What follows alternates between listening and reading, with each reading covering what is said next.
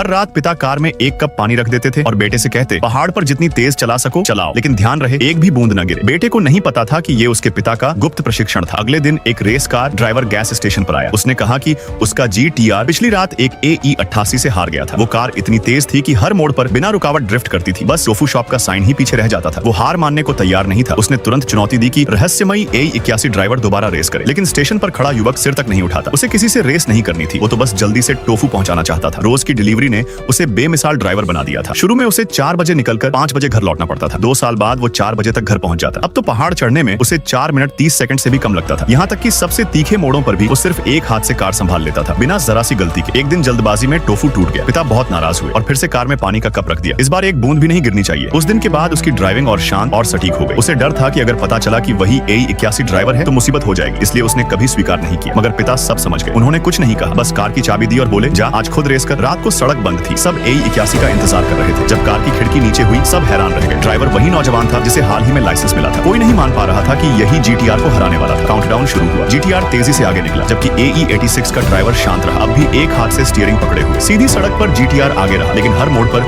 AE 81 थोड़ा थोड़ा पास आता गया। GTR ड्राइवर मोड़ बिल्कुल सही समय पर लेता, फिर भी AE 81 हर बार उसके ठीक पीछे होता। आखिरकार वे 5 सबसे खतरनाक हेयरपिन मोड़ों तक पहुंचे। AE 81 की रफ्तार कम नहीं हुई। सबको लगा अब कार पहाड़ से गिर जाएगी। अगर GTR बस स्थिर रहता तो जीत उसकी होती। लेकिन तभी टायरों की चीख सुनाई दी। AE 81 ने ड्रेनेज चैनल का इस्तेमाल करते हुए कमाल का ड्रिफ्ट मारा। उसी पल सब समझ गए, रेस खत्म। AE 81 जीत गया। रेस के बाद GTR ड्राइवर ने दोबारा चुनौती दी, लेकिन युवक ने सिर हिलाया, मुझे रेस नहीं करनी, मुझे तो बस टोफू पहुंचाना है। दोस्तों, तुम्हें कौन सी गाड़ी सबसे ज्यादा पसंद है? ये लीजेंडरी AE 81 या दमदार GTR?